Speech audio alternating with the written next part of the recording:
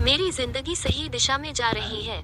आदित्य बिस्तर पर लेटा हुआ यही सोच रहा था। यह उनकी तरफ से आदित्य के लिए शादी का तोहफा था। और सबसे आखिरी बात, उसने उसी लड़की से शादी की थी जिसने दिल्ली एयरपोर्ट में पहली बार जब अपनी काली आंखों से उसकी भूरी आंखों में देखा था, उसी पल उसकी सांसें रोक दी थीं। इतना सब कुछ होने के बावजूद फिर भी उसे अधूरापन क्यों महसूस हो रहा था। आदित्य ने अपनी छाती से लगी उस नाजुक सी गोरी लड़की को देखा। उसका एक हाथ आदित्य के सीने पर फैला हुआ था। वह उसकी छुअन और उसकी खुशबू में पूरी तरह सुकून महसूस कर रही थी। आदित्य ये समझता था कि श्राव्या ने उससे शादी तो कर ली है, लेकिन उसका दिल अब भी उसके पास नहीं है। शाम को जो कुछ हुआ था उसे याद करते हुए वह सोचने लगा, वह उनके रिश्ते को तेजी से आगे कैसे बढ़ा सकता है। पहली बात, श्राव्या इस बात से शर्मिंदा थी कि वह उसकी पत्नी है, सिर्फ इसलिए क्योंकि वह एक आम सी बरिस्ता की नौकरी कर रही थी।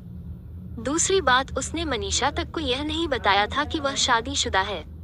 और आखिरी बात, श्राव्या अब भी उसके लिए एक रहस्य थी। उसके बारे में जानने के लिए अभी बहुत कुछ बाकी था। 2 रात पहले जब आदित्य जल्दी घर आ गया था, उसने श्राव्या को मास्टर बेडरूम में अपने डॉक्यूमेंट सजाते हुए देखा था। अनजाने में उसने उसकी मदद भी कर दी थी जब कागजों का एक ढेर उसके हाथ से फिसल गया था, जिसमें उसका पासपोर्ट भी शामिल था। आदित्य की नजर पासपोर्ट पर पड़ी, लेकिन उसमें ऐसा कुछ नहीं था जो उसे पहले से पता न हो।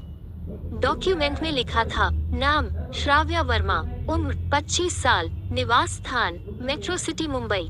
बस एक ही बात थोड़ी अजीब थी, उसने क्रूज से ठीक 1 हफ्ता पहले अपना पासपोर्ट रिन्यू करवाया था। बातों बातों में आदित्य को ये भी पता चला था कि उसका एक जुड़वा भाई है, चारू। वह उसके बारे में अक्सर बात करती थी, लेकिन बाकी परिवार के बारे में वह कभी कुछ क्यों नहीं बताती। वह कब उस पर पूरी तरह भरोसा करेगी। अपनी पूरी जिंदगी में आदित्य ने कभी किसी से प्यार या अपनापन मानकर नहीं लिया था, यहाँ तक कि उस एक्स गर्लफ्रेंड से भी नहीं जिसने उसे सालों पहले छोड़ दिया था। लेकिन श्राव्या के साथ सब कुछ अलग था, और यह बात वह बहुत अच्छे से जानता था। अगर वह कभी उसे छोड़कर चली गई, तो वह उसे ढूंढता हुआ दुनिया के किसी भी कोने तक चला जाएगा। उसकी इलेक्ट्रिक काली आंखें उसके दिल में बहुत गहराई तक उतर चुकी थीं।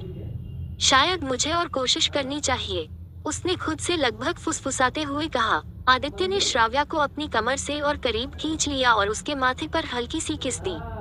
उसने उंगलियों से उसके गाल को सहलाया और बहुत धीरे से फुसफुसाया, श्राव्या वर्मा, बस अब मुझसे प्यार कर लो। तारांकन, आदित्य, मुझे कुछ अच्छा सा महक रहा है। शनिवार की देर सुबह श्राव्या उत्साह से भरी हुई किचन की ओर बढ़ी। हवा में पैनकेक्स की खुशबू फैली हुई थी।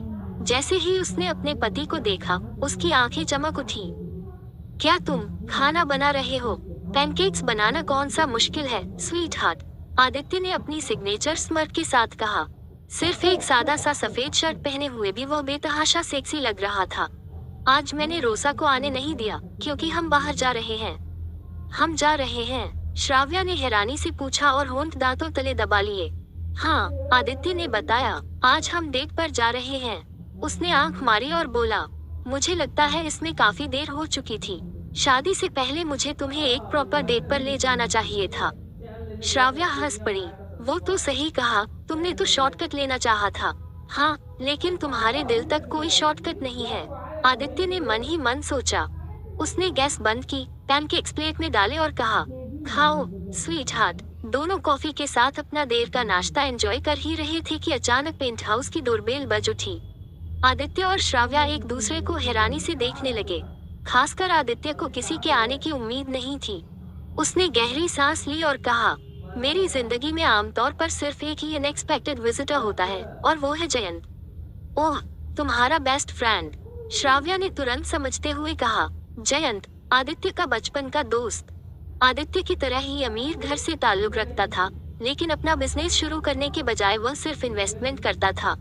साइड में वह एक स्पोर्ट्स मॉडल भी था, लेकिन एंटरटेनमेंट इंडस्ट्री में उसने ज्यादा आगे जाने की कोशिश नहीं की थी। आदित्य आराम से किचन से बाहर निकला, लिविंग रूम पार किया और मेन डोर तक पहुंचा। दरवाजा खोलने से पहले उसने एक गहरी सांस ली।